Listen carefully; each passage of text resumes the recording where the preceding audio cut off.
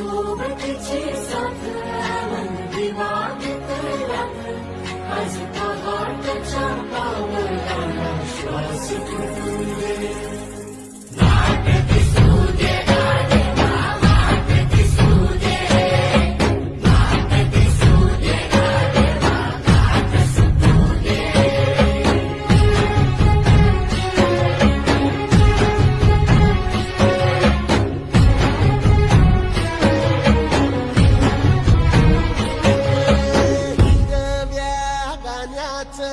दान दिलं त्यानं वसाडाचं रान झालं जी